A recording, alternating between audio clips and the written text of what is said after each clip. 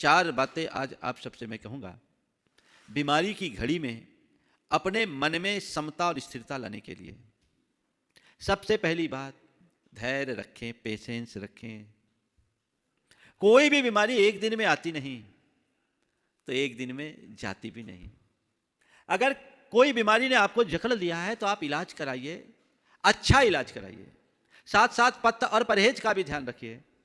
लेकिन ये मान करके चलिए, बीमारी आई है तो जितना समय उसको चाहिए उतना समय ले करके ही जाएगी। वो समय मांगती है, दीजिए, अधीर मत होइए। लोग थोड़े थोड़े सी परेशानी में अधीर हो उठते हैं। मैं अक्सर कहता हूं, कोई भी बीमारी हो तो संतोष बटी खाइए, तत्काल आराम पाइए। मैं 1987 से 1999 तक प्रायः बीमार रहा। इन 12 वर्षों में साल में कम से कम 10 बार तो 8 बार तो मलेरिया आ ही जाता था। इसी बीच 2 बार टाइफाइड हुआ, आपके सागर में भी 1 बार टाइफाइड हुआ 1997 में।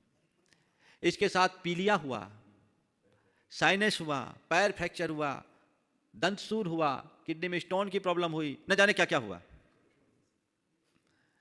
87 से लेकर 99 तक कुछ ना कुछ लगा ही रहता था। 1993 में गुरुचरणों में चातुर्मास हुआ रामटेक में। लगातार 60 दिन तक मलेरिया का शिकार रहा। 60 दिन लगातार मलेरिया। अब मलेरिया इलाज हो रहा है, लेकिन एक दिन में तो बीमारी जाती नहीं। अब लगे तब लगे। उस घड़ी चक्र चलता था। आज 9 बजे बुखार आया तो कल 10 बजे आएगा, फिर 11 बजे आएगा, फिर 12 बजे आएगा, फिर 1 बजे आएगा। ओम, यह चक्र निरंतर चलता रहता था। और मैं क्या सोचता था, बुखार आया है, बुखार आने के पहले आभास हो जाता। मैं लोगों से कहता कि मेरा साथी आ रहा है। गुरुदेव ने कहा था उसको अपना दोस्त बना लो। मैं कहता था भैया मेरा साथी आ रहा, आप लोग जाओ। मैं कमरे में बंद हो जाता था। घंटा भर, 1.5 घंटा कड़ाके की ठंड लगती, फिर शरीर में टेम्परेचर चढ़ता। वो टेम्परेचर चढ़ने में गर्मी लगती, 2-3-4 घंटे तक वो गर्मी बनी रहती। फिर धीरे धीरे पसीना आना शुरू होता। घंटे 2 घंटे में वो बुखार उतरता और उतर के 99 के आसपास आ जाता। 24 घंटे में लगभग 18 से 20 घंटे तक बुखार रहता, फिर नॉर्मल होता। ये एक फिल्म सी मेरी चलती। और मैं यही सोचता था कि अभी ऐसा हुआ, अब ऐसा होगा, वैसा होगा, वैसा होगा, जाएगा। इस बीच हमने अन्न भी छोड़ दिया गुरुदेव के कहने से। 14 किलो वजन मेरा कम हुआ। ठीक है, चल रहा था। एक रोज बुखार आधा घंटा बिफोर आ गया और चौके में आहार लेते ही आ गया। आहार के मध्य तेजी से बुखार आया और जो भी लिया सब उल्टी में बाहर निकल गया। उस वर्ष बारिश हुई नहीं थी, टेम्परेचर बहुत ज्यादा था और उसी दिन मुझे 107 फीवर आ गया। मैं बेसुध पड़ा था।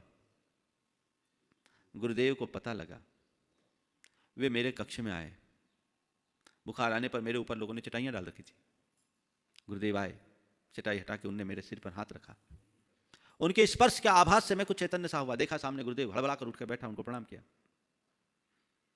थोड़ी देर बैठ करके उपचार संबंधी बातचीत करने के बाद उन्होंने कुल इतना कहा, समय सार याद है ना? मैंने कहा जी। समय सार याद है ना? मैंने कहा जी। गुरुदेव चले गए। मुझे ब्रह्मचारियों ने चटाई और ओढ़ा दिया। मैं लेटा और अपने में खोया, अपने में खोया, अपने चिंतन में खोया। ठीक है, बुखार जाएगा, तन को बुखार है, मेरी आत्मा को तो बुखार नहीं। उस घड़ी भी यह अनुभूति थी। आप सुन करके आश्चर्य करोगे, 15 मिनट के बाद मेरे शरीर में पसीना आना शुरू हुआ और मैं पसीने में लथपथ। घंटे भर बाद मेरा टेम्परेचर लिया, 99 आ गया। 160 टेम्परेचर डाउन होकर 99। ड्रिप लगाने पर भी टेम्परेचर इतनी जल्दी कंट्रोल नहीं होता। हालांकि ये रोज का क्रम था। बुखार चढ़ता था, पीक पर जाता था, फिर धीरे धीरे उतरता था, 2-3 घंटे लगते थे। लेकिन उस दिन जितनी तेजी से चढ़ा उतनी तेजी से उतर गया।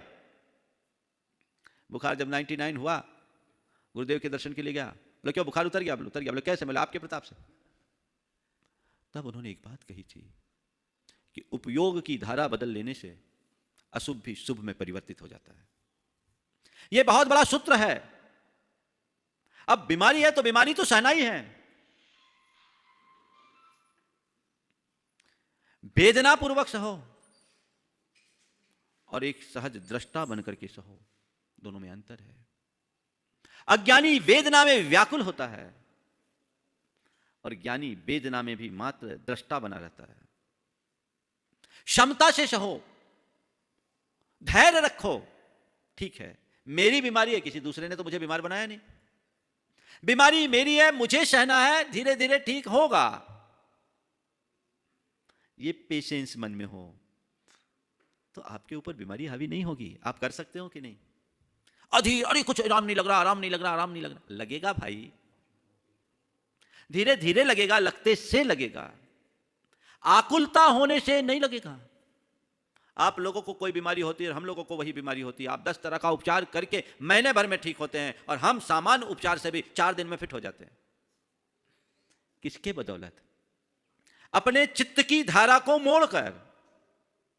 तो पहला काम, धैर्य रखो, संतोष बटी खाओ, तत्काल आराम पाओ।